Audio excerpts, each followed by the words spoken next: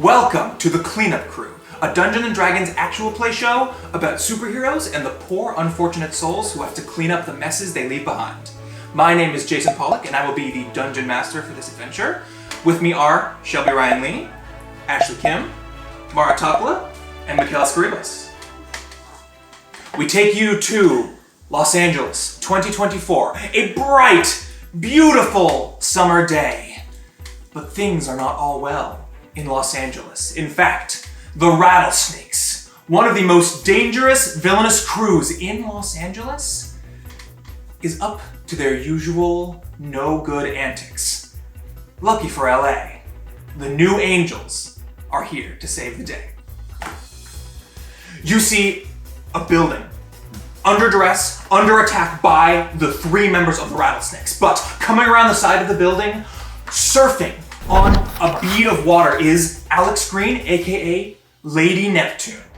She flies around the side of the building, and when her water starts dripping and running out, she uses her energy to rip water out of the side of the building. You can see a pipe burst, and through the side of a wall, a huge stream of water shoots out, and she's able to control it, form it into blades shooting out from both of her arms. She uses these blades to start taking on the minions being controlled by Watchdog, the podcaster that is 1/3 of the Rattlesnake trio.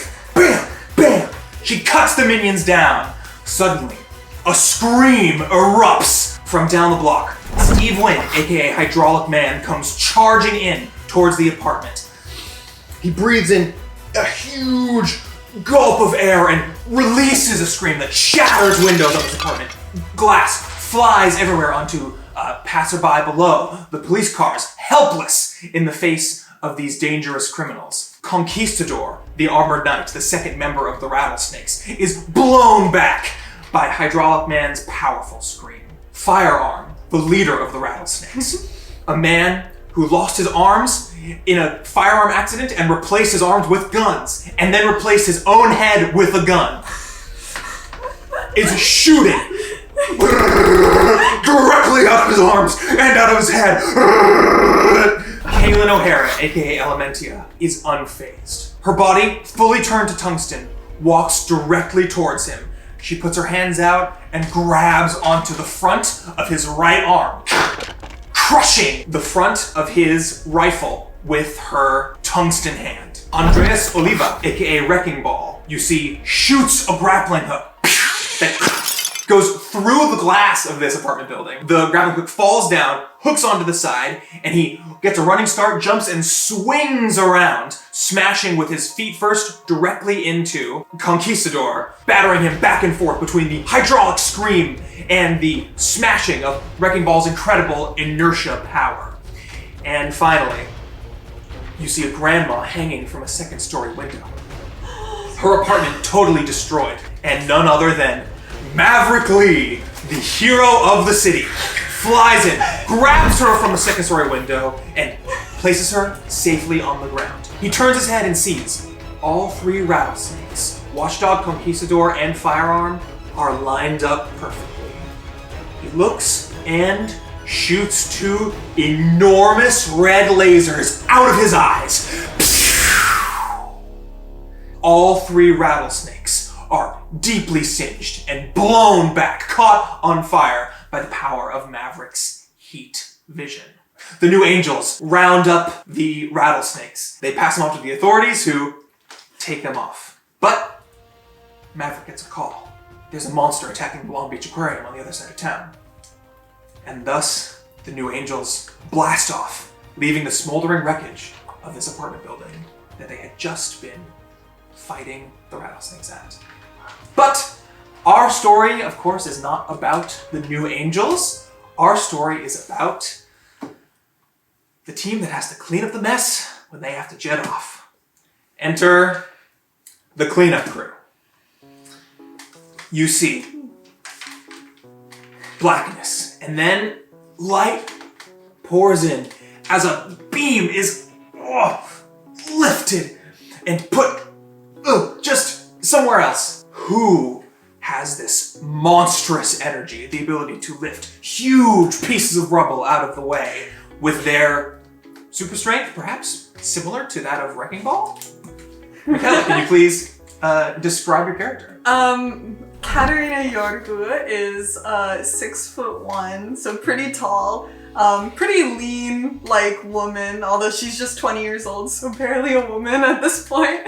And she definitely doesn't have the same strength as Wrecking Ball, as it definitely takes her a bit more effort to, lift it up, as, maybe Wrecking Ball would just be able to run at it and lift it up easily. But she's trying her best, and she has, this huge amount of strength that she just kind of put into use, so she kind of, picks up the beam, and she's like, there's nowhere to really, put this, so I'm just gonna, and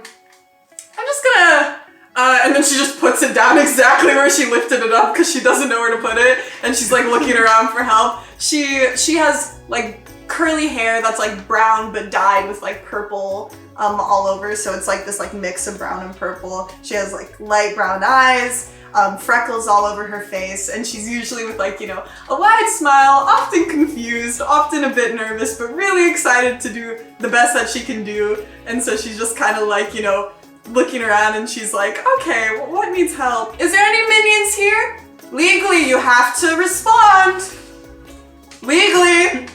You hear no minions. If there's any minions here, I'm gonna be really upset with you. Actually, give me a perception check. First roll. First roll. Woo woo. Yay. That's an 8. That's an 8. You do not perceive any minions or anything like that. It is just rubble here. Destroyed coffee table, glass from the TV that got smashed in Hydraulic Man's enormous shriek. Glass, of course, from all the walls, but you can see also Wrecking Ball must have swung it directly through the entire apartment, through the front window and out the back window, because there's just a trail of carnage through the entire kitchen.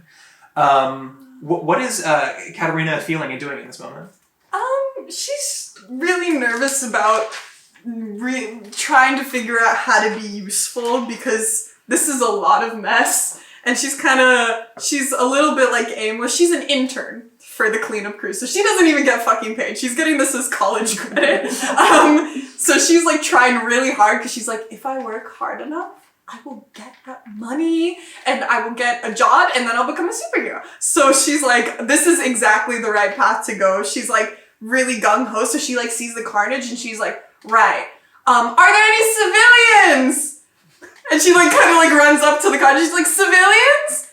Legally, you have to tell if you're here. You know that all of the civilians have already ran out of the building. Even the grandma? Even the grandma. Well, the grandma was saved by Maverick. Oh. And she's down on the street somewhere. I think Kat, her favorite part about the job is saving people and helping them. So with nobody really here, and or even she doesn't like fighting people because she doesn't like violence very much.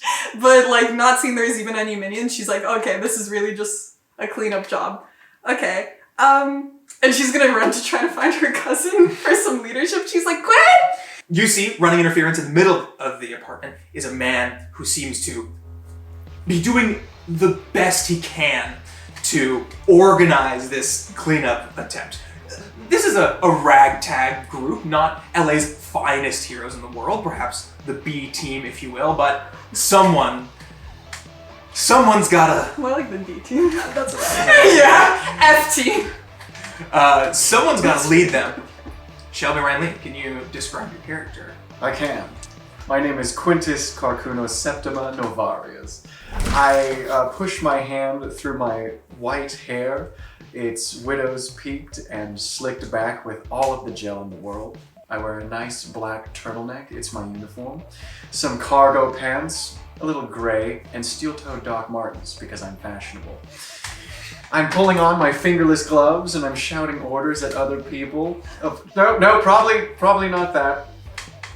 Yes, cousin. Hey. Hi. Hi. I never described Kat's outfit. Could I also describe Yeah. it? She's also wearing fingerless gloves, so I think they're matching. I think she has brown fingerless gloves and like brown like boots that are like the gay little stompy boots people always wear. And she has like very much like a janitor romper, so it's like sleeveless with shorts, but it has like a little zipper and like a little belt. And it's like a dark purple belt that's like very like stylish, vintage, but it has like all the janitor pouches and stuff. And she typically has her hair like down, but she has a scrunchie just in case. And she's like running over and she's like, oh, hey, I was wondering if you needed anything. Cause I just looked and there's no civilians, no minions. No civilians? No civilians, no minions. They all ran away. Yeah. She like writes down in her little notebook that she just keeps for herself because nobody ever asks her for anything. But she's like, yeah.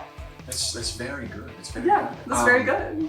Very I good. think we're just going to like put all the debris over to the side for like the construction crew to come in. We're just cleaning it up. You want me to do that?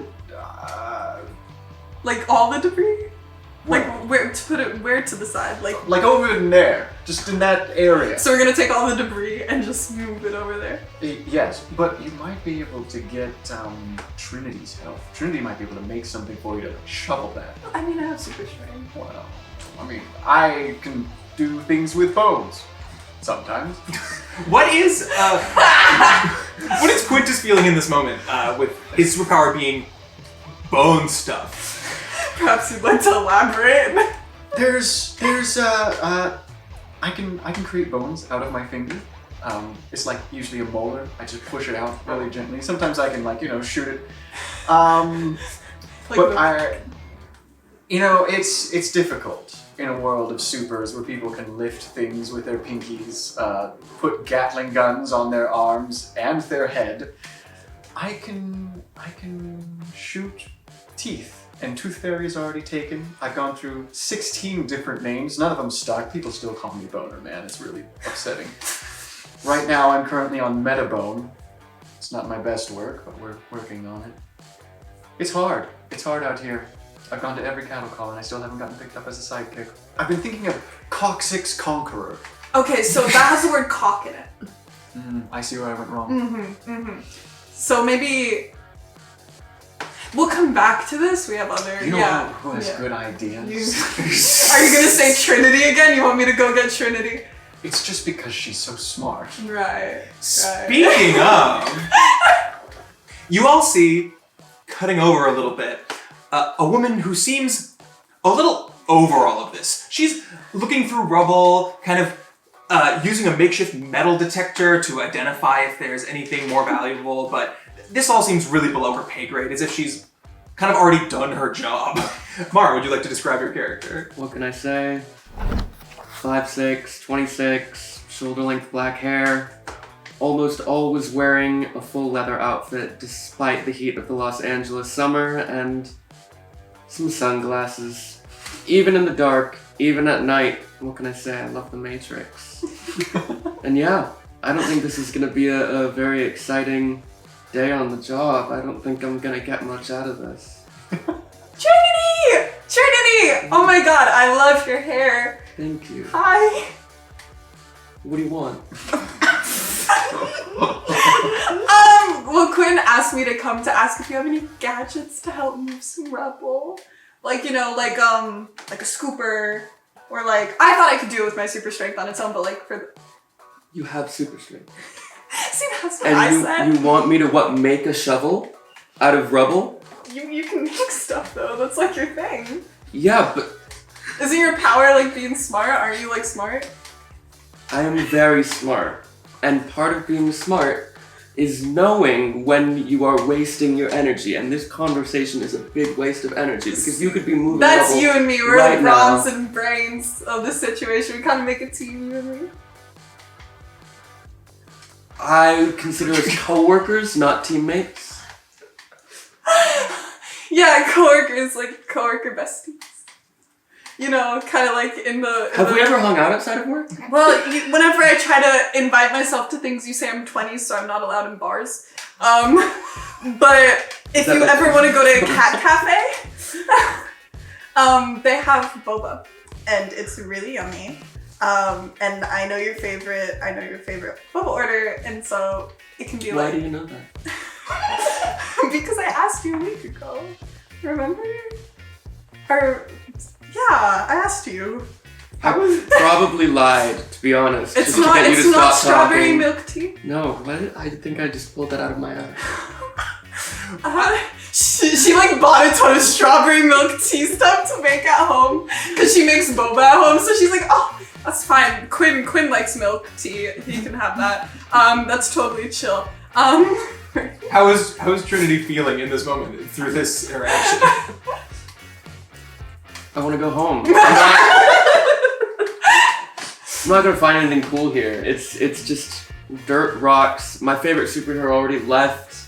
My second favorite superhero also already left. You have a second? Yeah, I'm not gonna talk about it. Oh. I think. Is it not Metabone? Oh, Bone Daddy? No. What? That's not my name anymore. I changed it. I can't keep up. Kat like goes over and she's like, whoa, look, see, this is like a piece of glass that Maverick like broke with his like supervision. And this one with like, some rebel from Wrecking Ball. I used to collect some of Wrecking Ball's like stuff because like, he's kind of an inspiration and stuff. I don't know if you're like fans of superheroes like that. I'm fans of some superheroes, yes. I'm a fan. That's, it's cool. I think it's Certain really ones. inspiring. Well, I thought, we can bond over some stuff. You're not too different. She like punches you a little bit in the arm, but it's like, no, she like purposely did it very good. So she's like, oh fuck. I'm so sorry. That's okay. That's okay. We could just be coworkers and do our job. Yes. I agree. Well, I'll see you later, coworker Triniti. And it's so nice to always talk to you. I'm gonna go find Mira. Maybe we can go lift Rebel together. Cause it's the vibe. And she kind of like awkwardly dances away. She's like, it's the vibe, It's the vibe. You get the vibe? Okay, we cut over. Ashley, can you make me a strength saving throw right away? Yeah, let's go. That's a nat 20. That's a nat 20. The first nat 20. Incredible.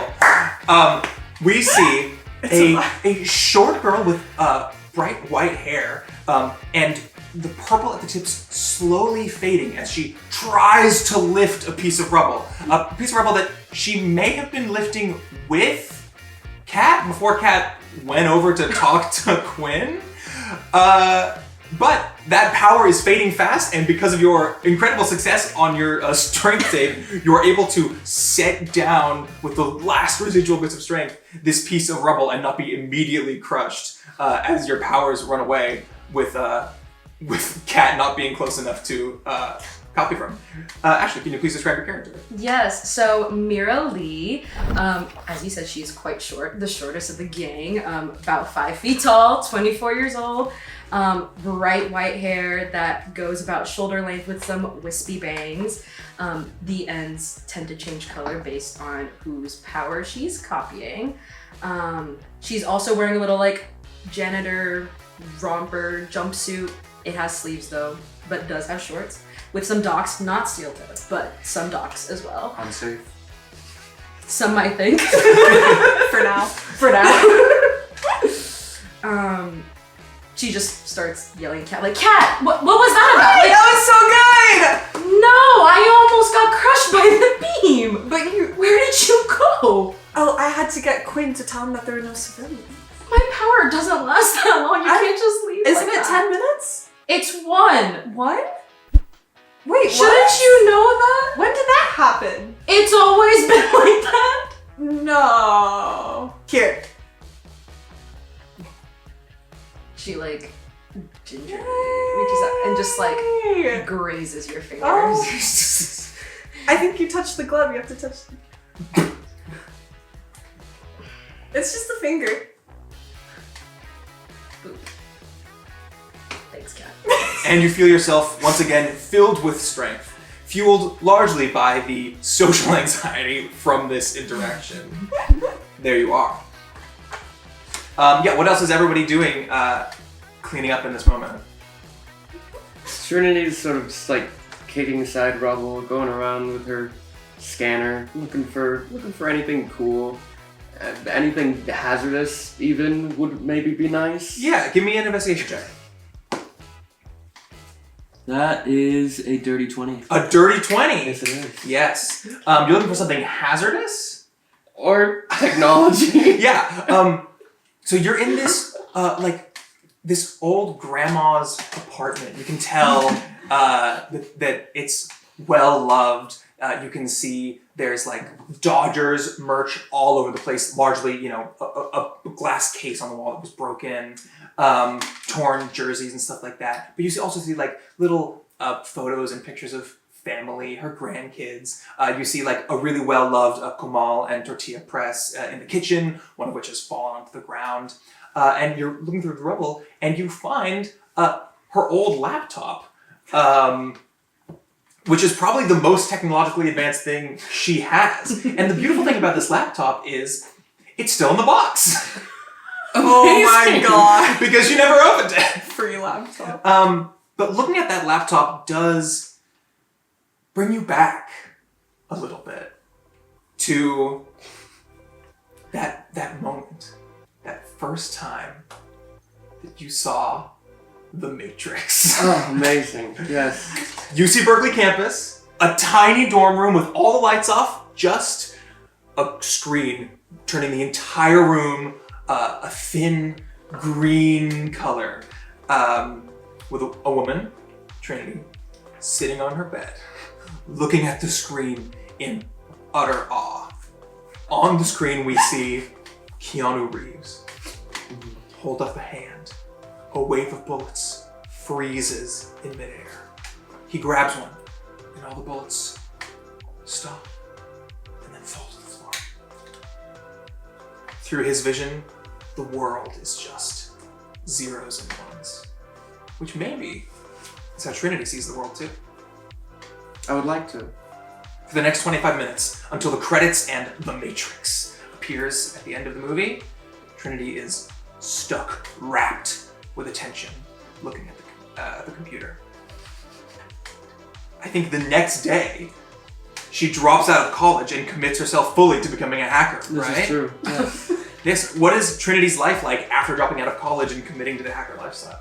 What happens? Well, it's tough starting out as a hacker, Had to take a lot of odd jobs. Had to take some jobs that I didn't necessarily agree with the morality of. Now that I am well established, I only steal information. I don't do ransomware. I don't steal money or anything. But I did have to do a little bit of that back in the day. But making your name in the hacker community, I think Triniti becomes somewhat wealthy, right? Yes, enough to move out to Los Angeles, where my favorite superhero lives. Even get my parents a townhouse 5 minutes away from me. And I think stuff is going really well for Triniti, right? Very well. Yes. Hacker lifestyle, townhouse for the parents, fancy sushi every day. Every day. And then, what happens with this crush? The judge made me admit in the courtroom that I took things too far. And that I was lucky to get away without stalking charges. I think that's ridiculous. I think that's an overstatement. I think that's an exaggeration. All I did was hack into the UAC database. The UAC, short for United American Champions, the agency that employs the New Angels, all of the superheroes in the States, and the cleanup crew. Yes, and all I wanted was Maverick's address and phone number.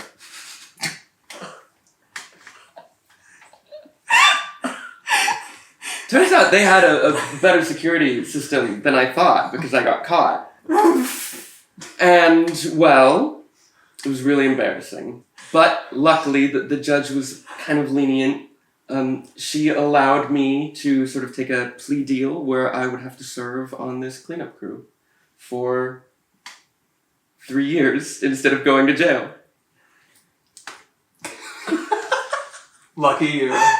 Lucky me. But it's not been that bad. I find a lot of cool shit that I could sell on the black market. Speaking of cool shit you can sell on the black market, you find this computer, and lifting it out of the rubble, under the computer, you find a strange piece of well-detailed metal. At first, you think it's like a rosary or something, like a one of those crosses with like the really, really finely detailed picture of Jesus on them. But it's not that, it's something else. It's got like a different figure on it, and a kind of looks more warped, and you can see it's actually like some sort of devilish creature that like at first looks like it could be literally Jesus Christ, but then it's like, wait, no, this is something else. Give me a investigation or Arcana check. 19. 19. This is some sort of like powerful artifact. You're not sure what it does, what it is exactly. It would take some time to figure it out. And give me one more history check as well. 15. 15. You think this might have been from Conquistador, one of the rattlesnakes. It seems like it kind of fits in with his aesthetic. It may have like come off of him or something. But it does look like something that you could sell for a pretty penny. Hell yeah. Yeah. What are the rest of you doing as Trinity finds this cool stuff that she can resell in the apartment? So Trinity's in the grandma's apartment. You're all in the grandma's We're apartment. all- Perfect. I'm at the fridge, Oh and I'm seeing if she has any milk. no. You see absolutely a half-drank gallon of milk, along with all sorts of other food. This fridge is rich with food that this grandma had made for her family, presumably, maybe for a birthday party coming up or something like that. Beautiful. And then I'll just grab the milk and shut it. And then I'll walk over to a table that's broken, and I'll like spit out a little bone, and then I'll like slowly like ratchet it into existence to like prop up the table, and then I'll take a chair and I'll sit and I'll drink some milk. You sit at this table, and this table is half broken, half of it has been shorn off, but you recognize the pattern in this table as one of those classic like circular grandma tables with like a beautiful little tablecloth on it and stuff like that, all torn and destroyed now. But sitting at this table, at a grandma's table drinking milk, brings you back to your grandma. And in fact, let's go all the way back to when your grandma was a young woman. The year is 1959. July. What? She's hip. She's hip. She's in her 20s, you know? And she's working at the Santa Susana Field Laboratory just outside Simi Valley, California. One of the US's first nuclear power plants. The only thing that Cornelia Novarias cares about more than science is the dream that one day she might be a superhero. She has been thinking about this for a while. Cornelia works with uranium rods. Whenever she's kind of holding her tongs with this rod, she always has this twinge in the back of her mind. What if this is my opportunity to be super? And today, on this hot July day, not that different from our present day, she swipes it. And then, before she has a chance to analyze it and see if she could maybe use it to radiate herself, her superior opens the door. And all she can think to do to hide the fact that, you know, if he found out what she's doing, she'd immediately be fired. All she can do with this little uranium rod is... Girl, no. And as her supervisor walks in, you see just a little glow travel down and become obscured by her lab coat. And yet in the coming weeks, nothing happens. No glowing poop, no immediate death from radiation. A true tragedy. Somehow, there must be something about her that is super, because she's okay. And for the rest of her life, those powers never manifest. But something under the surface in her DNA is starting to crackle. She has 2 kids, and neither of them have any powers. But 31 years after she swallows this uranium rod, her son bears a grandson. Quinntus Novarias is born. It's me. Shelby, how did Quinn first discover that he can produce teeth from his fingers? That's a great question. It was in 3rd grade. Oh. He was actually in the middle of getting suspended for bringing his Boy Scout knife to class, his little Cub Scout knife. He thought it was a wonderful little thing because it had so many functions. It had a blade, it had like a corkscrew, it had like a can opener, very wilderness heavy survival stuff. And suspension is different in 3rd grade. Sometimes, especially if you're going to a private school, they don't send you home. They'll just put you in the library for a very long time. And so Quinntus was just sitting there, tapping away. And then he felt something move down his arm. And he just was like, I don't like that. And he whipped his finger and a little tooth popped out, cracking his nail off a little bit. He didn't like that, but so he pressed it down, and when he looked at it, it was fine again. But there was the tooth, and he thought it was terrifying. And in time, so would everyone else who meets him. I am now everyone's problem. But not all is bad and scary for Quinntus. I mean, in high school, he meets the love of his life. My high school sweetheart, my future wife, Natalia Vancouver. And they fall deeply in love. We see a beautiful wedding. Quinntus, even at his own wedding, has gloves on to make sure that nothing goes wrong, no teeth fall out while he's kissing and embracing his bride. The two of you have a beautiful boy named Novarias. You move to the big city of Los Angeles because no one believes in you like Natalia does. Quinn, you might just become a star superhero, and we see a cattle call where the UAC recruiters are not sure what to make of you, and another one where they say, we've seen you before and you almost poked my eye out with your tooth thing. I don't like it. Go away, please. Thank you. Sorry. I'll work on it. And then these failed cattle calls start to cause some tension and wear on Quinn a little bit. And then maybe there's a couple fights with Natalia. I have a job, okay?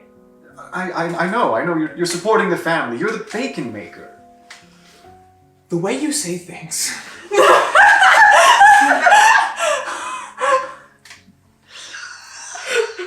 I love you, and you are a wonderful father. And I love you. You're my favorite person. You complete me like a metacarpal in a hand. Because it feels like when you say stuff like that you're not complete, that you can't leave the bone stuff and just focus on being in this family. But you know that I've always wanted to be a hero. I know, and look, no one believes in you like I do, okay? Like me and Nodion, okay? We love you, and your day will come, and you're going to save the city. But for now, I need you to focus on the basics. I don't know.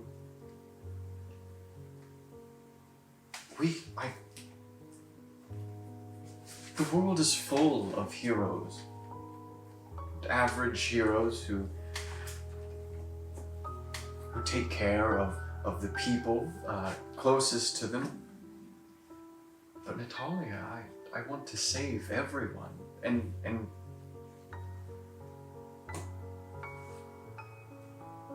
you're the superest hero I know. Am I not worthy of being saved? That's very sweet, Quinntus.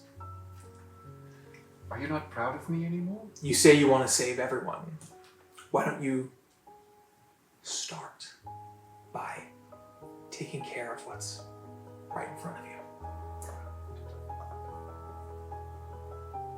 And I think Quinntus is speechless in this moment, and we see the signing of divorce papers and the separation, and Quinntus holding trash bags full of his stuff and a kind of used box that he found outside of a Vaughn's that says watermelons on the side, carrying his stuff home to Grandma Novarias. The two members of the family who have this long-held dream of heroism. And he gets a bunk bed. I get the top bunk. And Quinntus drinks some milk. Give me a Constitution saving throw.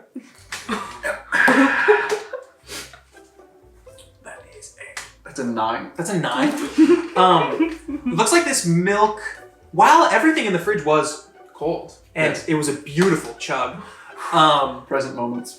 this milk may not have been so good. I think Quinn is a little sick after feeling a chunk. But actually, how does Quinn feel about getting a chunk of kind of globuled milk? I'll chew it a little. No! Oh. No such thing as wasted calcium. As I sit and like curl a little in my chair, and just like try to hold myself up like I have some dignity. I'm taking a break, you know. I'm like, this is my 5. Grunts. And while Quinn takes a break, what's going on with Mira? I think she's just looking around the wreckage for anything that emanates anything powerful, any like auras, anything similar to that. Yeah, give me an investigation check. Welcome to the 4 Club. 7. 7. There's nothing you can identify right now. You know, you like for a second you walk over like a part of the carpet and your hairs on your arms stand up for a second, but then it kind of goes away, and you think probably there were a bunch of heroes here and villains, all of whom have these crazy, unbelievable superpowers, and they've kind of all left now, and you're here. All of the big heroes are off doing big things, and you're here just... This is pretty mundane. It's the UAC, your bosses need you to keep cleaning up and doing your job. And as you think of the heroes that flew off, we go back to a time that's a little bit brighter with pastel colors, but it's kind of blurry and grainy, and that's because we're seeing the footage of a camcorder. It reads 3/11/2001. Through grainy footage, we see a little boy flying around a baby. He flies in small circles around her, and she just sits on the ground, kind of leaning forward as babies do, kind of giggling at her brother flying above her.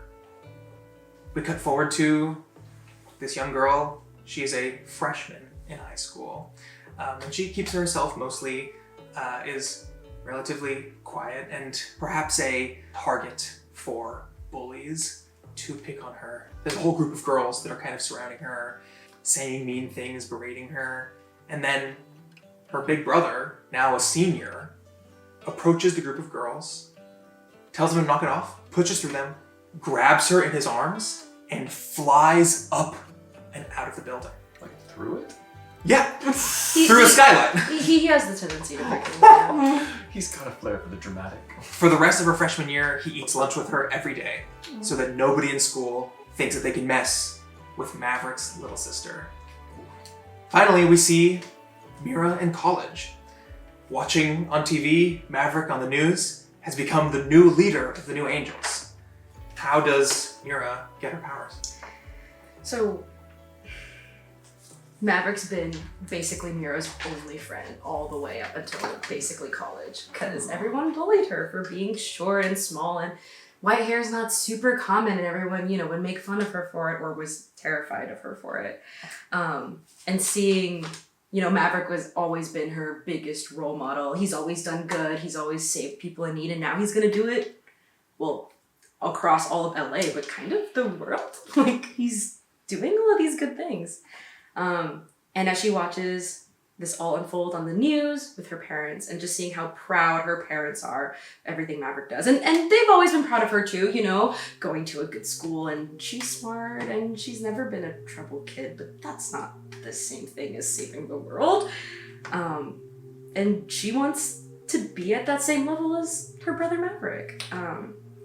She kind of takes a second. It's a feeling of both, of bittersweetness, right? Of like, I'm so proud of him and he's doing so great, but also like, I'm gonna embarrass him. Like, I'm his little sister. I should be at that same level. She goes to her room. She's a bit of a diary writer, right? Goes to make in her little like journal entry for the day. And as she's sitting at her desk, in front of her bedroom window, she sees like a little shooting star just like go across the sky in slow motion. And as she's admiring it, she's like, all right, time to write. And she writes down, I wish I could be just like Mav. She finishes her diary entry, goes to sleep, wakes up in the morning. Nothing's changed. Everything's fine. It's not like anything weird happened. She's probably written this in her diary many times. A billion times right now, yeah. A few days later, she, with this group of friends she's found from college, she finally has some really good best friends, about 3 girls as well. And one of them's moving. And as she's helping her, is like tired. She's really short. She can't do much. Like, she's like leaning on her friends, it's like, God, like this would go so much faster if we all had like your super speed, which one of her friends does. And at that, the tips of her white hair go yellow, but she doesn't know. She's like, okay, time to get back to things, and starts moving boxes. And she's like, wow, this is going a lot faster than I thought. I guess I'm getting better. And they're all like, no, Mira, actually, girl, something weird's going on. And Mira's like, what? And that's how she discovered her power. And over the next few months, all of those close friends help her figure out how it works. And they all have really basic low-level abilities of like water bending, fire starting with a super speed. Wait, that's basic? Well, they have the low-level versions of it, right? Like they can't do much. They can with like it. make water like jump out of the water. Yeah, like they can't do that much. Like she can kind of do the dishes without having to really be there, but can't do anything crazy like Lady Neptune or anything like that. And yeah, that's how she figures out that she can copy other people's superpower abilities. Mira writes in her journal that she wants to be just like her brother, and in a way she gets her wish that she can become just like anyone. Mm-hmm.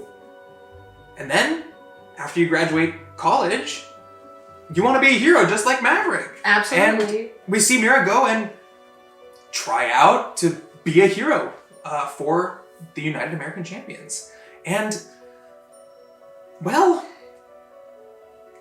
look, it's a cool power. It's really unique, and there's very few heroes on this planet who can do as many things as you can, but at the same time, it's kind of like you have no power at all. But if you like pair me up with someone really cool, like if you pair me up with like Maverick, then like, we could be like the same. Like we could do like the same. It'd be like having 2, as long as you like put me in a group, or like as long as I'm always with someone, like I could do something really cool and help people. Well, one, again, we just kind of have to take your word for this because nobody here. But also, let's imagine you're flying with him, and then he's got to go over here, and then you're flying, and then he's not right next to you, and so you don't have that connection anymore, and then it goes away, and then you fall out of the sky. Wouldn't that be a bit of a... Y'all could just give me like a parachute backpack. Like there are safety measures we can get around here, Like I think I have something really, really cool to offer, something really, really good, and it'd be great for marketing campaigns and stuff. Like I would go with anything basically, right? We really appreciate your time. Mina, is it? Yeah, sure. But then, a few months later, you get a phone call. And it's from the UIC. And they're not offering you to be a hero. They're not offering for you to be a sidekick. But they're saying, hey, we know you have powers. Maybe you can help out and do your service to your community by being part of the cleanup crew. And we come back to Mira here, looking for any sign of a power she could copy that isn't Kat's anxiety-fueled super strength or the molar manipulation. It's made of bone. And what's Kat doing? I think Kat's like sees Quinn drinking some expired milk and she just kind of like, she's like, I'm gonna leave him to do that. It's fine. She doesn't want to like micromanage him, but she kind of sees him and is like, he should stop doing that. He's gonna get sick. And kind of turns around and she's kind of looking around and she's like looking at all the like photos that the grandma has in her apartment and she gets a little sad because she loves the idea of being a superhero, but she really hates like seeing these people who then just get like displaced from their home and like have to flee and now it's all like torn up. And she also is a little bit irked seeing Quinn and Triniti like kind of grab shit. She's like, that's theft, but it's fine.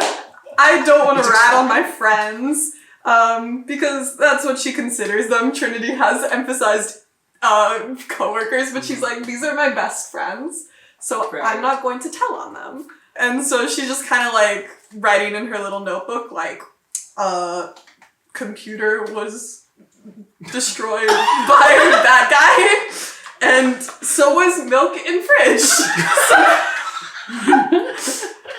But she's just like a little bit like irritated because she's like, that's not very nice. And she's thinking maybe she should like go to the store and buy the grandma more milk if she comes back.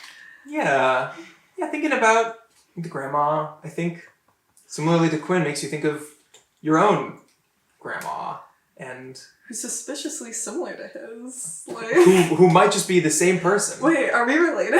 And Cousin? in fact, she not only has a son, but she has a daughter as well.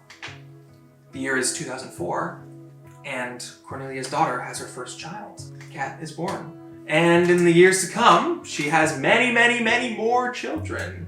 And Kat, being the oldest, is always a wonderful sister to all of them. Yeah. However, though she is extremely cheery and supportive of all her family, that makes it a little bit hard to fit in with the cool crowd at school.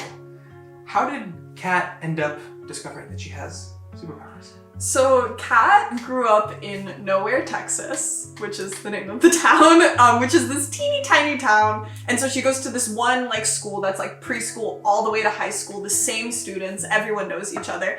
And her entire life, Kat has tried incredibly hard to make friends.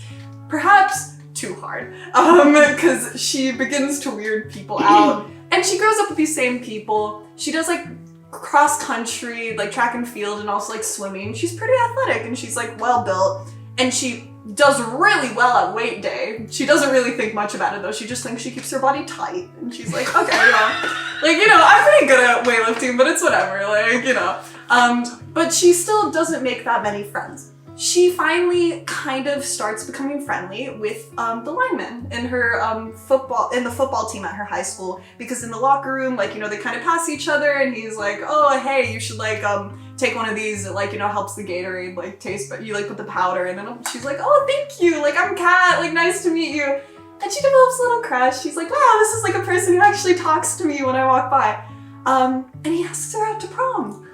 Her junior prom when she's 16, and she's so exciting. She gets this big poofy purple dress. She fixed her hair really nice, and she's sitting waiting. He said he's gonna pick her up, and she's sitting there and she waits for 2 hours at her house, and she's very confused, and she's like, oh, maybe he misspoke and I'm supposed to meet him there. Oh my god, I'm so dumb. And she goes to prom and sees him there. And she goes up and she's like, hey, sorry, I thought you were gonna pick me up. To clarify, Kat back in high school has huge bushy like curly hair, mouthful of braces. She got them very late with like the rubber bands, huge glasses. She wears goggles when she does track and field, and she has like prescription goggles for swimming. Blind as a bat. Has like these huge glasses. She kind of looks like the stereotype of what people make fun of in high school. People would make fun of her and say she's the before picture in the Princess Diaries, except worse. And so she put contacts in. She looks like a little bit more like, she also has a face full of acne, but she put makeup on really poorly. And she goes up and she's like, hey, I thought you were gonna pick me up, but I guess we were supposed to meet there. I'm sorry. Who are you? What? Cat, we talk like every week. We like. You're a cat? Yeah. Dude, I didn't recognize you. Oh, I put on contacts. Do you wanna, we can go get some punch from the punch. I didn't realize, I'm so sorry I'm so late. You see him turn to his date, and be like, 1 second. Hi, Sarah! She like waves to her. He kind of puts a hand on your shoulder and kind of pushes you away, and he says, hey. Yeah. That was a joke. What? Well, It was a prank. A prank? It's funny. I'm Me asking you, I'm on the football team. Yeah. Asking you to prom was a prank. I'm on the swimming team. It's a prank? What's funny about that? Asking me out to prom? Is that a joke?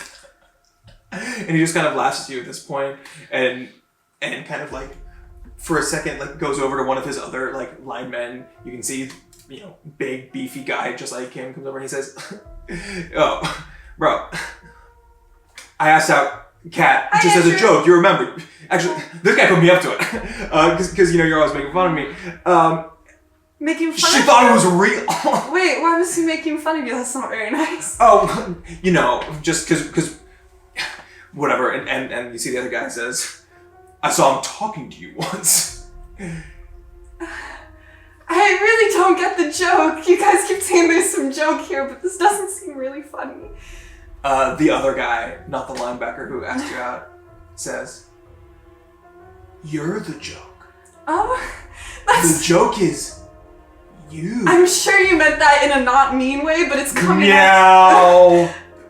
Meow. Because my name's Meow. People are starting to stare. You see a bunch of other Meow. popular kids come over and start going meow. Meow. Meow. Okay. Meow.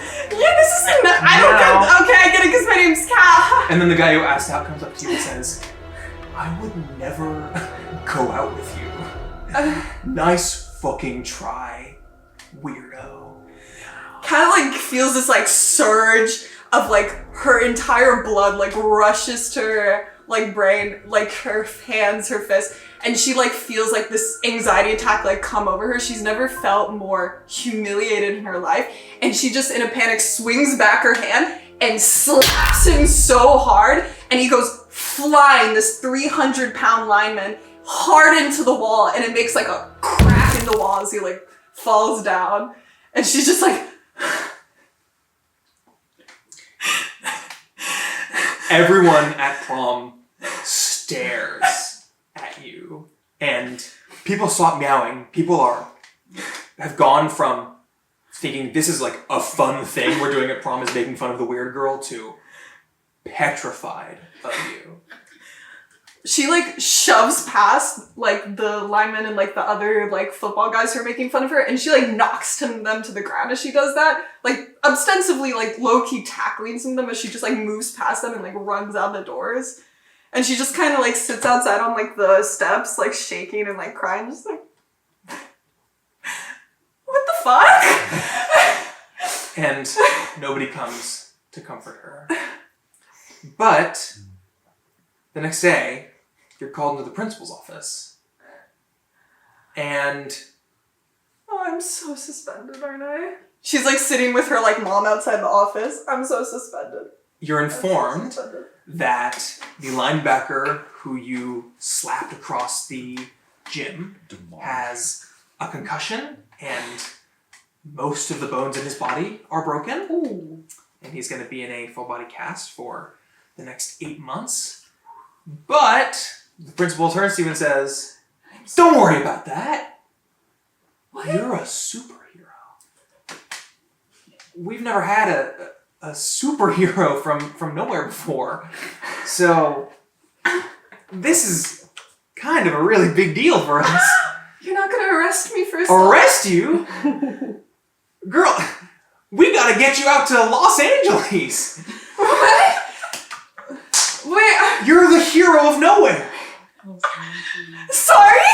Like, I mean, I have a cousin who's a superhero.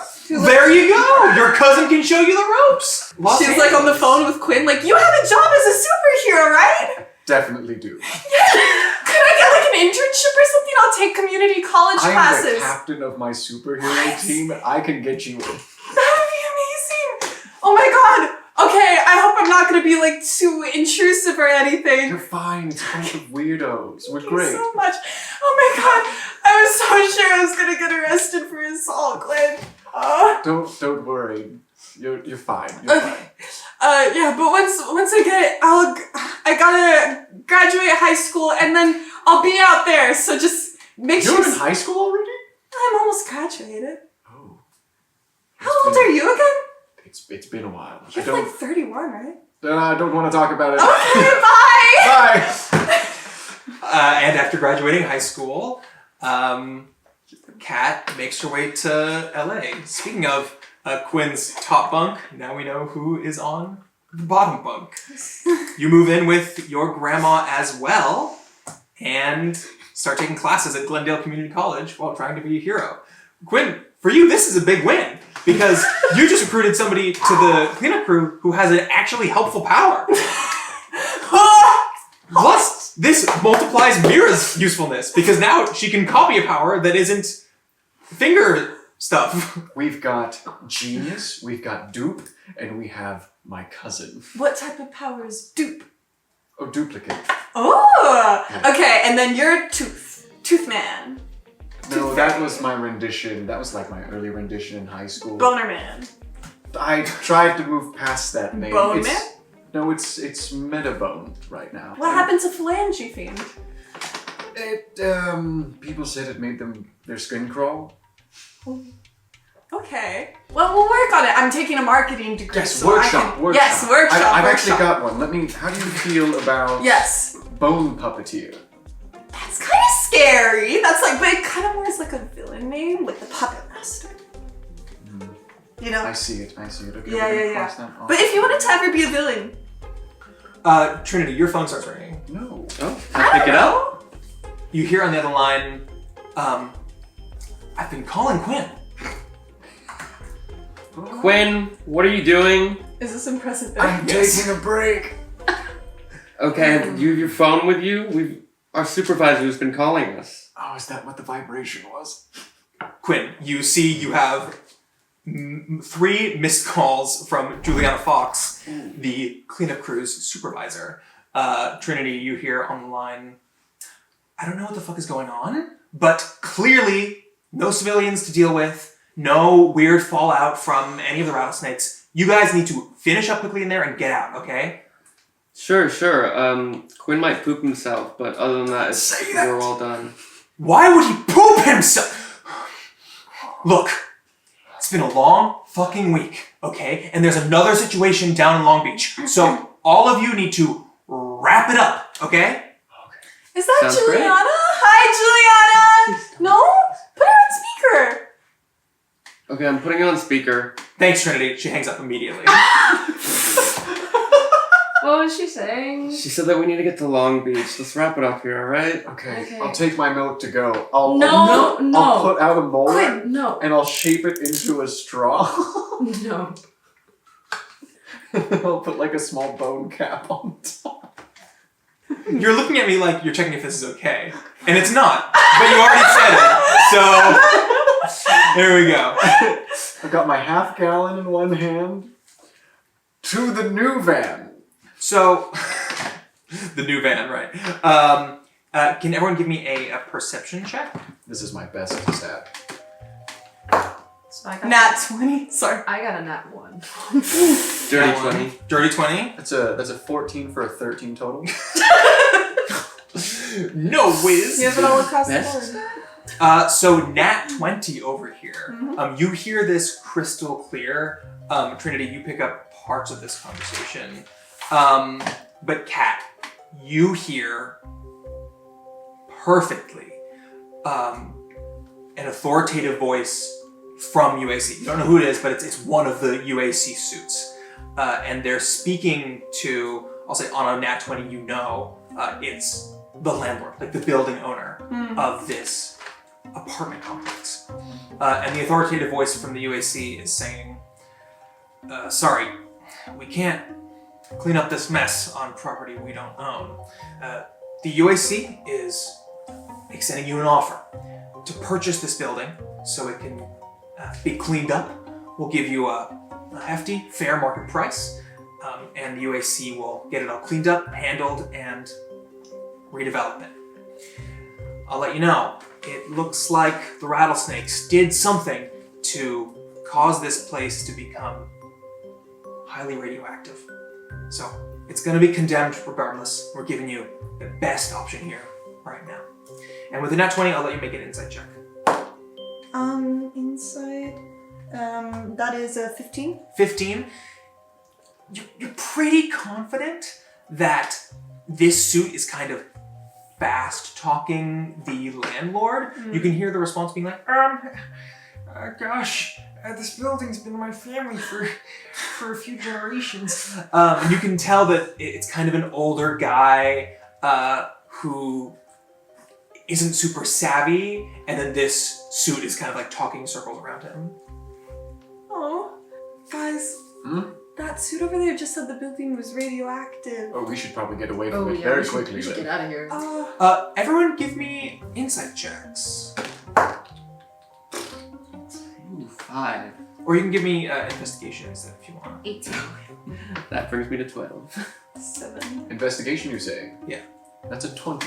That's a 20? Unnatural. A natural? And you got an 18 there? Yes. So you guys would know that there's nothing about the rattlesnakes that would actually cause this apartment complex to become irradiated. Like, Firearm is just using bullets and explosives. Watchdog controls people's minds by speaking to them as an orator, but there's nothing radioactive about that. And then Conquistador is just an armored knight who fights for some sort of holy crusade. None of them are particularly like clever villains, nor are they really involved with radioactivity. So it doesn't make sense that there would be anything like that. And you guys are in here, you're in the building cleaning up. Nobody's mentioned anything about this. So it seems like what Kat is saying is probably not correct. Well, I mean, I think we should probably go just in, Radiation? just in case. But I don't think that there is any. What do you think? Yeah, I think we're probably fine. Like, we would feel something, If right? there's no radiation, then I think that suit guy's swindling that poor... I almost said poor landlord. I don't know if there's such thing as a poor landlord, but that guy, I think he's being swindled. Should we say something? I mean, do you want to get yelled at by Julia? I get yelled at all the time. Okay, that doesn't... I don't think it's really our problem. Yeah. I mean, that's a UAC suit, right? Like... Yeah, but isn't it like the right thing to do? Isn't the point of like being a hero doing the right thing? Well, do you know that that's the right thing? Well, the UAC person, I think, is kind of lying to him. I think. You are absolutely right. This milk might be expired. I think I need to leave now. Oh. Trinity, you're going through rubble, right? And that's what you've been doing. You've been looking through stuff. Yeah.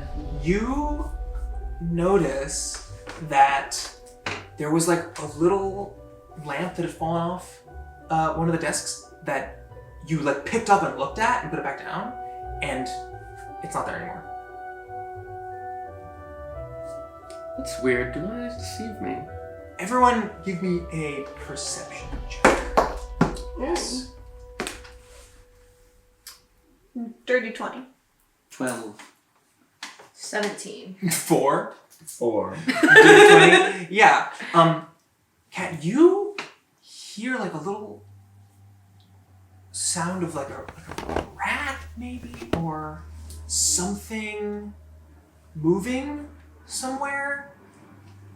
Mira, you hear this as well. That like something behind you like moves for a second. And then you hear a sound coming from like a big hole that is in the floor of this apartment. Somehow something, probably Maverick's eye laser shot straight up through this hole, and there's a big opening in the bottom here. You've been kind of skirting around it for the most part. And then as you are all like about to leave, when you get to the door, you see a little pot.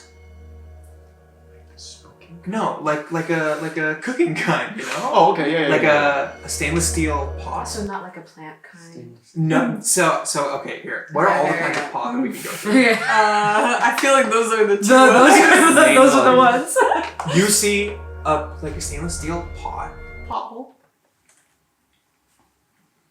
It looks like a little face has been drawn on the glass, and it's moving towards you through like a crack in the door.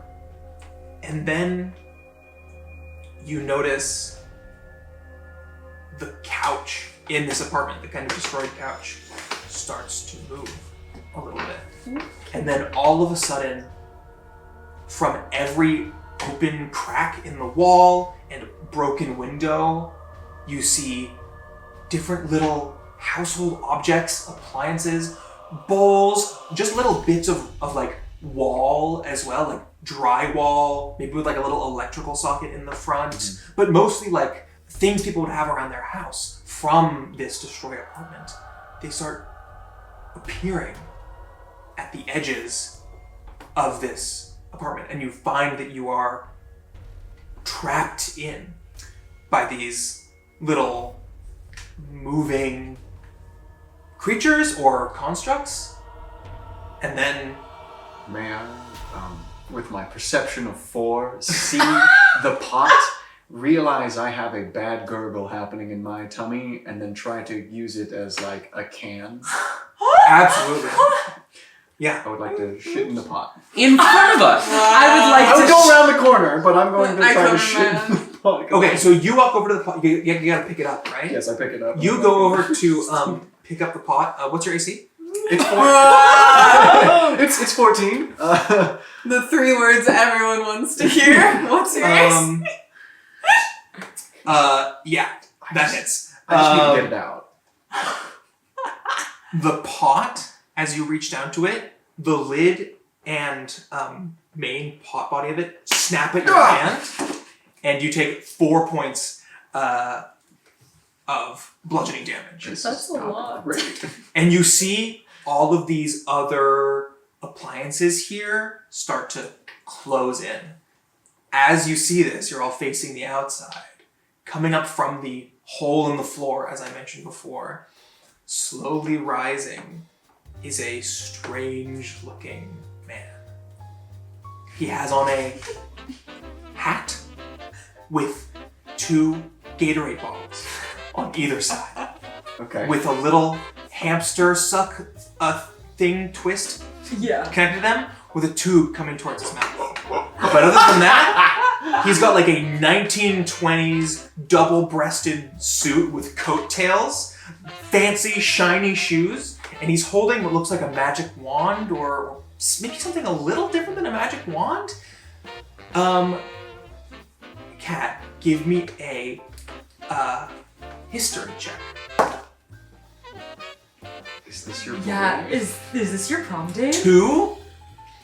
If this is my prom day. This is not your prom date. In fact, this is not a linebacker. You can see he's actually quite skinny. He's got very pale skin. He's got on glasses. And when he starts to speak, you think that somehow this voice is familiar. Phil? No, don't tell me.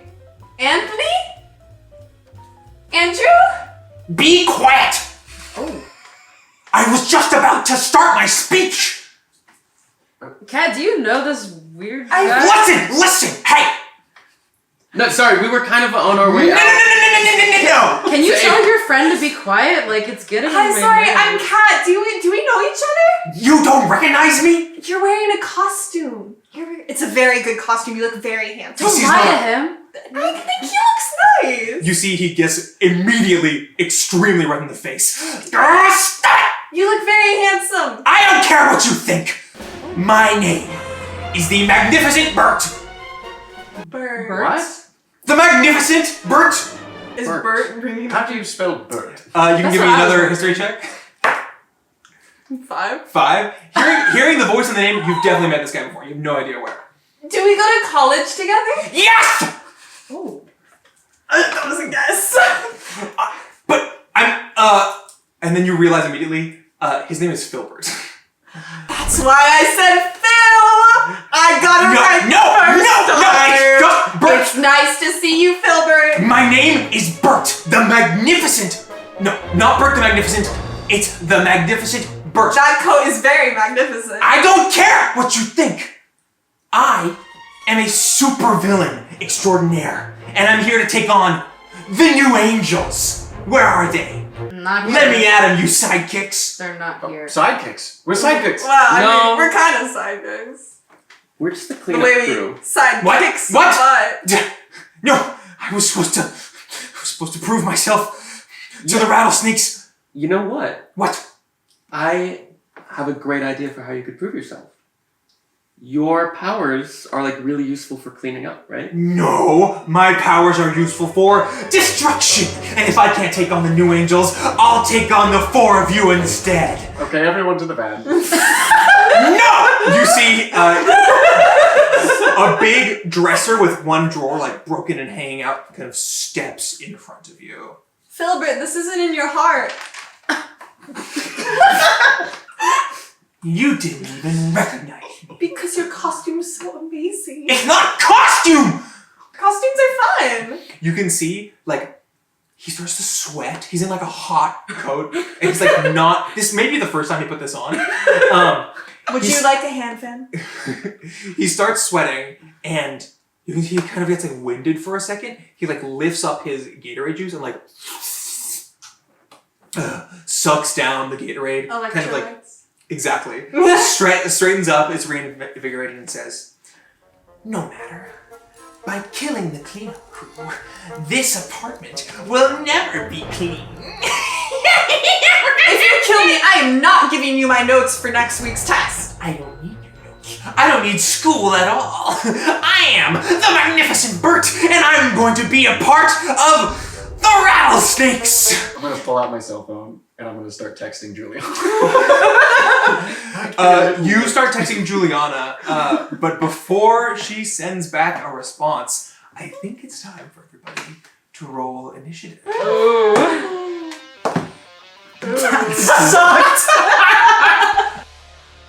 Here we are in our first battle.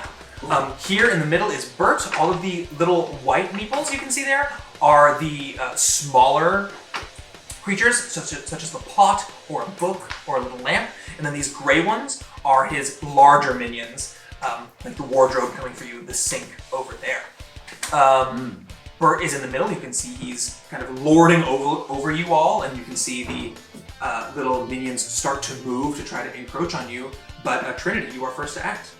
I gotta go right for Bert.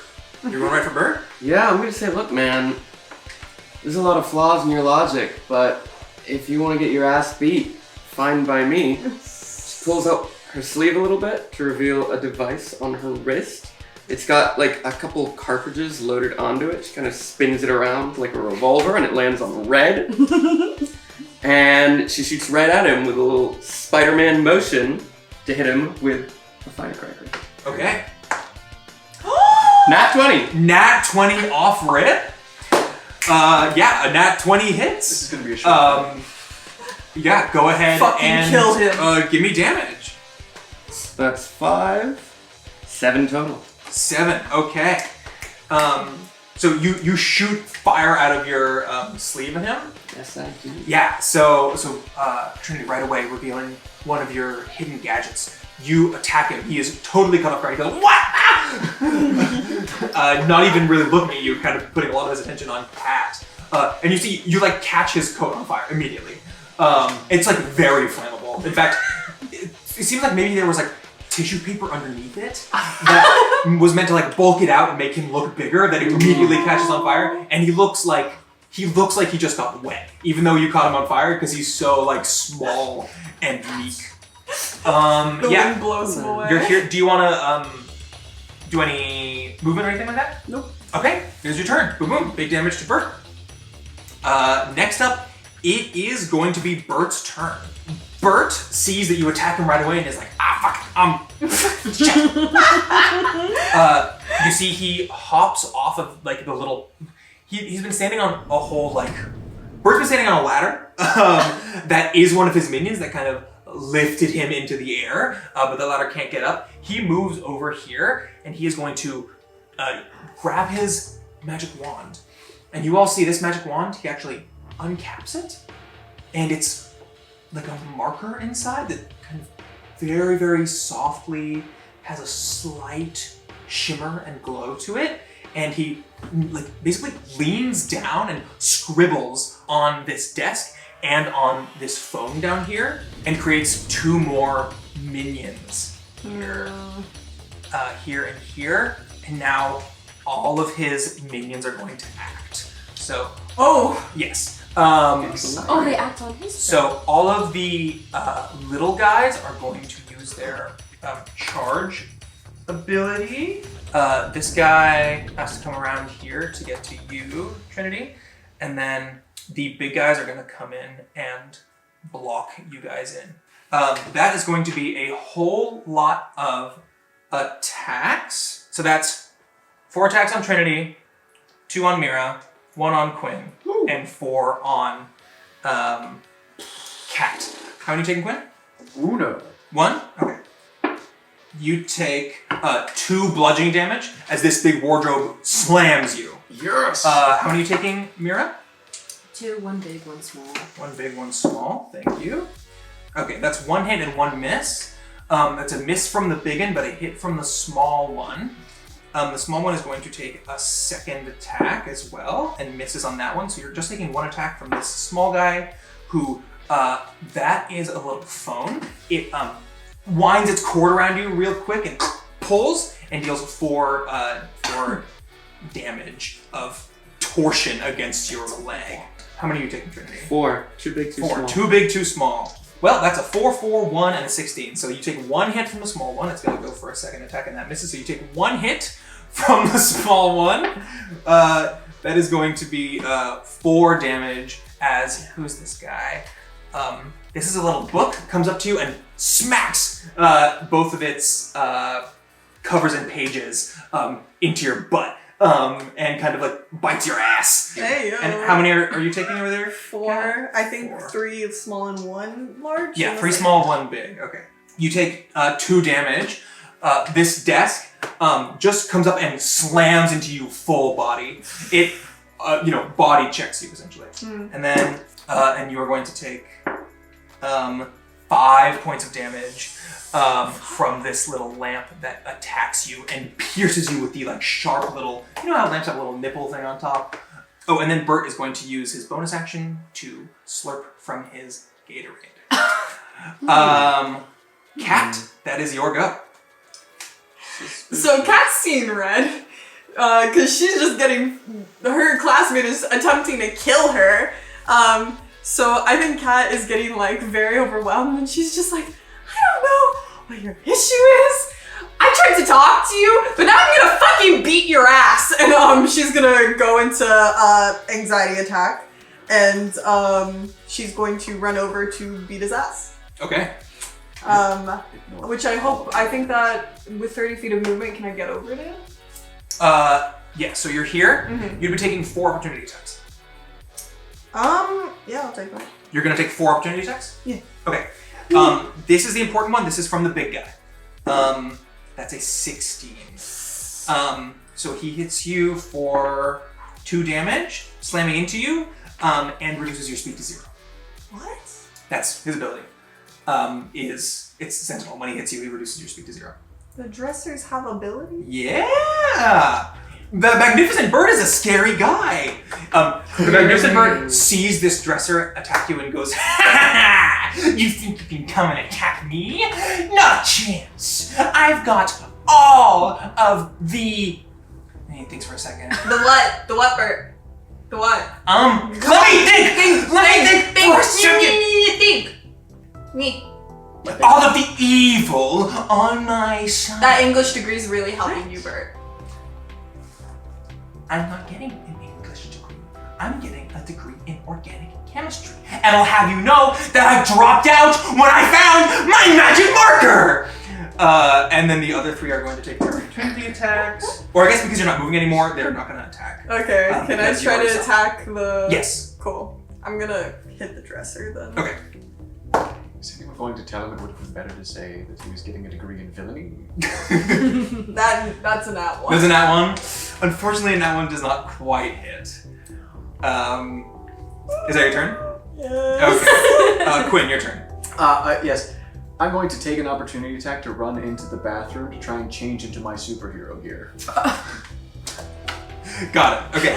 You're taking an opportunity attack. No. So to get into the bathroom, that's right there. There's just one guy. What's your AC? 14. 14. Okay. Does not hit. You're able to... Can we high five as you run past? Yes. Oh, you high five? Okay. Clever. Yeah, high five. You get to the door and you are in the bathroom. Okay, I'm gonna quick change. I'm gonna have slap my hands into my pockets, which have like little makeup pouches in them. I'm just gonna bone myself up. You're gonna bone yourself up. Is it like white face paint? It's like black on the outside to make like a white skull on my. Yikes. I'm Cool, very so- practiced. I am a close-up magician in my spare time. Fuck yeah. So 6 seconds to run to the bathroom. Yes, I will come back out and I'll say, Birth the Magnificent, or was it the Magnificent Birth? Either way, I will be your opponent today. I am Metabone, TM, patent pending. And he turns to you and says, "Ah, Metabone. Wait, that sounds more villainous than my name. Oh, it's workshop. I'm working. Are you on my side?" No. Yes, say yes. Yes! Yes! No! Yes, I'm yes, a hero. I can't say that. Be strategic. Cousin, no. Oh my god. I can hear you. I'm standing right here. Why does nobody notice me? I notice you, Bert. You're just kind of a little bit... You don't allow people to be your friends. I've tried to be your friends many times. See, we notice you, but I'm choosing to ignore you. You don't remember. What? In combat class Yeah. at Glendale Community College, Yeah, what about it? you beat me up. So you're a sore loser. Now I'm taking my revenge. See? The desk put you in your place. Mira, it is your turn. So he's a sore loser. Because I'm better at fighting than you? I'll use my bonus action to power morph into this guy. Okay. There you go. Thank you very much. It's Metabone. I have copied the super ability, or superpower, Toothy Terror from Quinn. And I will use my at-will ability called Finger Blast. As Mira. As an action, you can produce a tooth from your finger and shoot it at an enemy, +3 to hit, 1d10 damage on hit. You can also use this action as an opportunity attack. So I'm going to Finger Blast the really big table by me. That's an I love 11 to hit. 11 to hit? Ooh, yikes. 11 does not hit. Oh, god damn it, your abilities. Me? Hey, Mira, what does it look like when you finger blast this table? I try to do the finger guns. I'm like, this is how Quinn does it. Yeah. And I don't feel anything. I'm like, wait. You've really gotta whip it. It's a whip. I didn't think it'd be that difficult. What? You This is so stupid. you whip it and you do feel right as you're whipping it, it comes out, but ping! It just goes nowhere, into the ceiling. As you do that. The Magnificent Bird looks at you and says, "Ha! Your puny powers are no match for my powerful minions." And it's back to you, Trinity. Ooh, okay. Can I ask, which of these minions are electronic? Oh, good question. Okay. Hell yeah. Which of them are electronic? Okay. Book. Table. There's a telephone by me. Telephone by you. There's a lamp over here. This is a sink, which is not That's a washing machine. fully electronic. This is a washing machine, right? Excellent, excellent. I am going to hack into the washing machine. Okay. Let's go. Give me a hacker tool check. Nice. 23. 23. These guys are immune to being charmed, but I'm gonna say that's not a charm effect. This is a hot wire effect. Okay, this washing machine is disconnected from the wall, but there's still a computer in there, and because you are a computer genius on a 23, you are able to hack into it. It's still a minion controlled by Bert, but on your turn, I'll say you can command it to do something. So what are you trying to get it to do? I will command it to attack Bert. Attack Bert? Okay. To make it directly attack the guy who summoned it, I'm going to say that'll be an opposed persuasion check. So give me a persuasion check. 18. 18. He got a 15 on the die, minus 1, is a 14. So you indeed overcome, by hacking this, you are able to control with your will this washing machine, and you are going to have it attack the magnificent Bert. Oh. Okay, give me the attack for the big one. Kick his ass. 13 on the die. 13 on the die. Yes, that is going to be enough to hit Bert's AC. You can give me 1d6 for damage. 2 damage. Well, 3 damage with a little modifier. So Bert takes 3 damage from the attacking washing machine. Nice play. Any bonus action or movement? No, that's it for me. Sorry your own children turned against you, Bert. Okay. Cool. Good turn. And you know what? Because that's under your control, let's do this. So that washing machine being under your control Ally. is now blue. Okay. And it is back to Bert's turn. So Bert's taking a little bit of damage here. Ow! He's gotten kind of rocked around a little bit. And he is not feeling it. So he's first going to make sure to suck down some more Gatorade with his bonus action.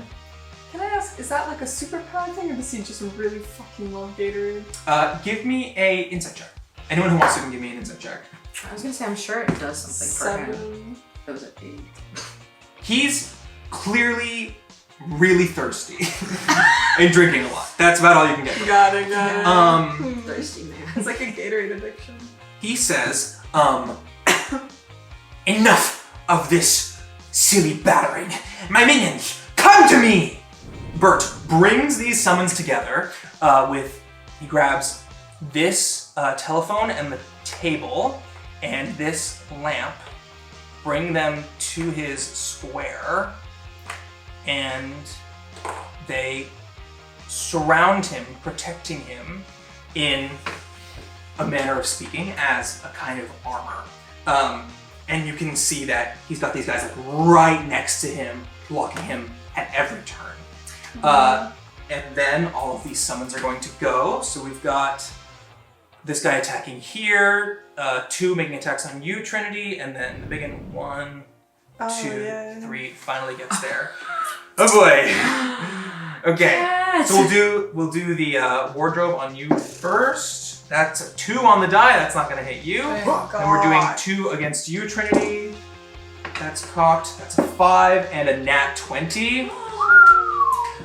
So the big in is going to do 11 damage to you. I'm down. You're down? So this bookshelf comes up to you, and you can see it literally lifts off the ground and body slams you, taking you down to the floor, Books fly everywhere, and you see in your eyes, just before fading out, a little DVD of The Matrix Revolutions as it hits you in the face. How does Trinity feel about the Matrix sequels? Love them. Love All them? of them, yeah. Okay, iconic. Yes, Trinity, you are down from this. Also, the video game, the Animatrix, the whole franchise, just mwah. And then there's 5 that are targeting you. Kat? Yeah. All right. Let's see. 19, 14, 14, 13, nat 20. Ooh. So that's 4 hits. And then the little guys are going to make 2 more attacks. Those are both going to miss. So that's 4 hits and 1 nat 20. Let's see. You're going to take 2 half to 1 from a bite attack. And then 5 half to 2 from another stab from the lamp. And then 6 from the desk whomping you, halved to 3 bludgeoning. And then here's our nat 20. That's going to be 9 halved to 4 from the final big guy over here, the sink, that comes at you and is spinning around the faucet as it like smacks into you and knocks you silly. What HP are you at? 3. 3? Ooh, okay. You have HP. Barbarian. Well, it is your turn. Okay. Which one's the biggest threat? The biggest threat would be probably the sink that just attacked you. Okay, I'm gonna beat up the sink, I Okay. guess. That is a 17. 17 hits for sure. Cool. That is 16 damage. 16 damage. Whoa. What does it look like when Kat attacks this sink? I think Kat's like been beaten the fuck up and she still is like barely, like she's like bleeding from her head because she got hit with a bunch of appliances that are like hard metal and stuff and just like wood, and she's like bleeding and her eyes are like slits because like her eyes like change when she's freaking out, and she just kind of like looks at him straight in the eyes as she just takes the sink and smashes it to the ground and it shatters everywhere, and she's like, "This is gonna be your head." Oh, the sink is not dead. It's not No. dead. Oh. But you do shatter it everywhere. And Okay, you see I'm gonna shatter it. 2 halves of the sink. Shut up. Girl, not you multiplying them. With very weakened, with very low HP. You said you shattered it, so you Why do. are they babies? Show up here. They're in the same space. They both have only a They're couple twinning. points of HP because you've damaged them so much, but you have shattered this big guy into 2 of the little guys. Very impactful turn as you smash that and metal flies everywhere. Yeah, and anything I do else? say to him, I say, "This is gonna be your head." He says, "You'll have to get through my hat first." We could have been friends, dude. I think your hat looks cool. Give me a persuasion check. What? Oh my god. That is a 22. 22. You say we could have been friends, I think your hat looks cool. And he stops for a second. The animated appliances have been attacking you. You've been ducking out of the way, dodging. One of them, grabs onto your shoulder or your janitor suit and you like shake it off. And then they all stop for a second as he looks at you and says, "We could have been friends?" Yeah, I've been trying to be your friend like since combat class started. I'm sorry I beat you up, but... We didn't even remember my name. Because your hat and your disguise. I'm sorry. I'm also not very smart, to be honest. Well, Are we doing this? Or I'm really sorry I didn't remember you, and I think your hat looks cool as fuck. it's gonna look even cooler when I kill you all! Okay. No! But you can see something has changed a little bit in him. Quinn, your turn. yeah, I'm gonna be like, okay. Are you attacking on your turn? I am attacking on my turn. I would like to hop onto Quinn's turn using our powers combined. When your power morphed into a friendly creature, you may choose to use your attack on that creature's initiative instead of your own. The two of you attack on the same initiative turn this way. You both make your attacks with advantage. I'm going to try and blast away this cabinet.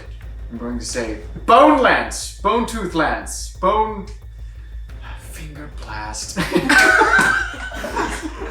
resigned finger blast? It's just the best name. What is he doing? What is he doing? Oh, finger blast. Yeah. A new move! Okay, give me your attack roll. Yes. It's a 15. 15. That's going to hit. Sorry, did you do it with advantage? You could. I didn't do it with advantage. Do it with advantage. 15. Dual advantage. Unnatural 20. I'm gonna finger blast. How much damage did you do? I did 6 damage 6. as I shoot a small little molar out at a velocity that many people find surprising. How does this little molar do 6 points of damage to this animated wardrobe? So it is kind of falling apart. It's actually a hollow point round. It's a cavity. So when I fire this molar, it comes out pristine. Like the grippy parts are coming out the back. So Don't like say the it's, grippy parts. The grippy. it's full flat on the front. It hits and it'll like, if you're watching it in slow-mo, it'll like collapse upon itself and like spread and then carry forward. It'll like chunk a hole in this thing. Yeah, you chunk a big hole in this wardrobe. Any other actions up on your turn? I would like to say, bang! I'm changing my name. I know it's in the middle, but I'm thinking that Nesquickie. No, never mind. No. I take it back. No. Milk isn't really that related to bones. I tried Calcium. milk dud. It Yeah, didn't calcium. Work. Calcium. We'll workshop it. The Magnificent Bird says, "Pay attention to me!" Mira, you can take your attack. What's the range on finger blast? I think it's pretty distant. yeah, it's like 120 feet. Okay. I'm going to use finger blast on one of the halves of the sink Cool. by Cat. Okay, cool. Is that possible? Yes. Okay. Thank you. Make your attack. With advantage. Why do I get advantage? Are you gonna help me out with this? You said that we were gonna practice, right? May I touch you? Yes? Yes. So here's what you do. You just gotta... Okay. It did not work. 10. A 10? You with advantage? Yes. 10 total? With advantage. It's always hard for your first time. Actually, for this little half bit of a sink, that barely does hit. Whoa! You can give me advantage. You did so good. You did so good. Why was that difficult even with you helping me? It's not, like I said, it's difficult your first time. It's an acquired skill. 8. 8. Yeah, that's enough to Yay! definitely blow this guy. Let's go. Took us a second. And now Mira, you have the rest of your turn. If you'd like to do any bonus actions or moves. I think I'm gonna move like to that corner of the rug. To this corner? Yes. Okay. You go. And see if I can maybe take some heat off of Cat potentially. Cool. Okay, that's gonna go back to Triniti. Triniti, give me a death save. Wait, I forgot. Yeah, I'm down. Oh wait, shit. 6. 6, that's a fail. Okay. Wait, fuck. Episode 1, Trinity fucking dies. It is Bert's turn. After that, Bert is going to create some more summons. So he's going to actually turn this whole rug into another big guy. And then just a little piece of paper he's gonna scribble on, because he's just doing what he can kind of reach through his armor. He's just gonna lean down and scribble on the rug, and then scribble on a piece of paper. And the piece of paper starts like folding and bouncing around, coming to life. The rug curls up and kind of folds itself in on itself, and you see it start to move around a little bit like a snake. Okay, this guy's gonna attack you. This guy's gonna attack you as well, Mira. These guys are done with you, Triniti, so they're gonna come over here. 1, 2, 3, 4. 1, 2. Yeah, this guy can't make it. This guy's kind of stuck over here, not gonna be able to attack. So that's, let's see. 2 on you, 2 on you, and then 5 on you. I thought we had a moment. You did have a moment. Moment's passed. He's still attacking you. That doesn't mean he's attacking Okay, you. I'll do Quinn first. 4 and a 4. Okay, no hits for you. Nice. I Mira, wish that were me. 2 attacks on you. What's your AC? 14. 14. Okay, both of these are gonna hit then. Screaming. You take 9 total bludgeoning damage from Are you up? this wardrobe and this bookshelf. This bookshelf is on a freaking tear. You can see there's almost some like extra spunk in this bookshelf in the way it's attacking. I'm down. You're down. 5 against you, Cat. Oh, sorry. 5. Okay, and one of those is just a little baby sink. What's your AC? 17. Okay, I got an 8, 3, 9, an 8, and a 13. The highest modifier is the 13 plus 3 is 16. 5 of these summons attack you, and not a single one is able to hit you. I'm gonna say, I know you don't actually want to hit me. Yeah, you can see that they're almost like thrown off their game by like the way that Bird was destabilized by your friendliness. They all like kind of lunge for you, attack, jump, attack. I make boba. What's your favorite boba? I can make you boba. Milk ones. Okay, Bert, you say this about Boba.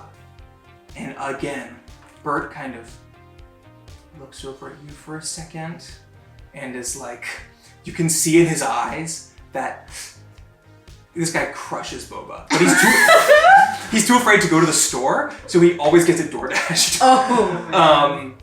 Give me another persuasion check. Really? On all of these misses, it's unbelievable. Persuasion? That's a 21. At 21, he says, I've never had homemade boba before. It's really good, and I'm really good at it. I stress bake, because I have clinical anxiety. I guess I kind of stress summon minions. Well, okay, you use a pen. But... That's my summoning tool! Okay, listen. Oh, you think it's funny? Mira, are you saying that? So Mira, Well, at 0 he said I HP. do. Oh, I guess I can't. No, you're still alive. You're just like. It's like the I second that, you know, vibe. I think she's gonna go, listen, I get what it's like to not have friends. Genuinely, my closest friend is my cousin who's 35. You don't have to say my age. It's relevant because I'm 20. That's fair. And, these two are kind of my best friend, but right now you almost killed both of them. And also, both of them don't really like me that much. Like, Mira likes me a little bit, but she doesn't think I'm her best friend. And I like Triniti, I don't know. I don't think she likes me that much. But, like, I'm saying I get it. And it's hard to, like, not have friends, but I'll be your fucking friend. Let's go out. Let's do stuff together. Not in a date way, though. I'm not going to date you. But we can be friends. All he hears is that. He says, why wouldn't you date me? I'm so cool. I'm a supervillain. It's the Gatorade bottles. Is it morally wrong to lie and say I'm a lesbian? No. I'm a lesbian. He kind of looks for a second. He's like, then why do you say it wouldn't be a date? Obviously it wouldn't be a date if you're a lesbian. Okay. You're not making a lot of sense there. I'm bisexual, I'm sorry. Then why are you lying to me? Because you're freaking me out! You just killed 2 of my friends! Well, You- not dead yet. You wanted to be my friend, I do And- want to be your friend. and now you're saying that I am a weirdo? You're not a weirdo, you're killing people. I'm sorry, what did you say? You called me something mean? If it wasn't a weirdo, what was it? A supervillain, and supervillains are scary. That's right. I am scary. Wow. You should be scared. But you could be something else. You could be a hero. So this took more than 6 This seconds? did take more than 6 Can I seconds. go around and stabilize people? On your turn. Kat, it's your turn. Quick. Well, there's a big divergence. Can I disengage in order to avoid opportunity attacks? I'm gonna disengage and run over. I'm gonna Okay. run over directly to Bert. Okay. 5, 10, 15, 20. Cool. Disengaging takes an action, right? Yes. I'm gonna have this be my entire turn as me just yapping to him because That that makes- took a long time. That was your disengage. Yeah. You're like walking through the things. Like, Come on! Okay, I'm sorry I lied. I do like women though. That wasn't a lie. It's not homophobic. Okay, Quinntus, I your don't turn. know. I also have eyes for only women. My wife, Ex-wife. Natalia Vancouver. I shouldn't say her name in the fight. I'm so sorry, but it had to come to this. I'll run over to Mira and I'll be like, bone mending. I just try to spit my stabilize. water. Okay, you're still in this creature's threatened area. You're able to move here. Give me a medicine check. Here we go. That's a 17 after I rolled an 18. Mira, you are stabilized. Let's go. You're still at 0. But yes. You are no longer making death saves. Quinn, I think that's your turn, yeah? That's pretty much it. Okay, give me another death save. Oh my Top god. liver over Be safe, here. be safe, be When safe. I go down, I don't. Oh. 14. 14? 14, okay. Mark a success. And you don't have to make a death save, Mira, because you're stabilized, but you're not able to take actions, which means it rolls back to 8. He kind of talked a lot too. He yapped a lot, and as he's still talking, we'll stretch it out through this round, he does a big suck on his Gatorade, of course, as he always does, Big suck. Big suck. and he's Pause kind for a of, big suck. he's pontificating like this. Oh.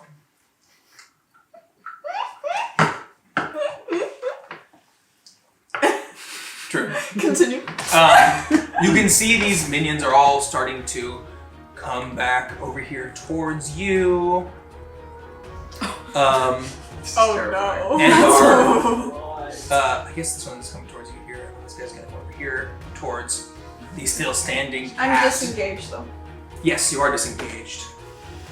I haven't used disengage in a D&D fight maybe ever. Hey, when you're swarmed like that, it's useful. Quinn, while he's kind of talking, you do get a call. Oh, I gotta take this. Hello? You pick it up quick, and it's super choppy, but you hear,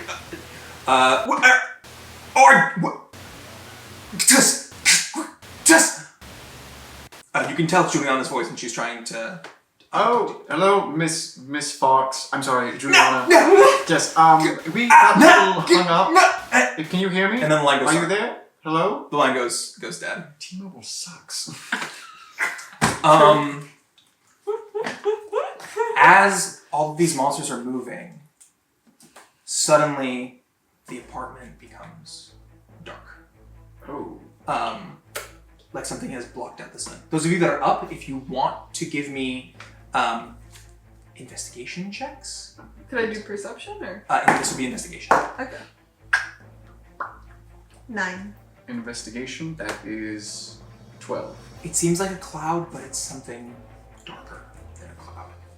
And as you look at the window, you can see this cloud is a shape with kind of outlines to it as it blocks out the sun. And then the shape gets smaller, and the light starts coming back. But as it gets smaller, you can see this shape and the color change from just like a gray into a very, very subtle army green, and then a pale green color. And you can see it actually starts to glow, and now it's brighter in this apartment instead of being dark like it was before.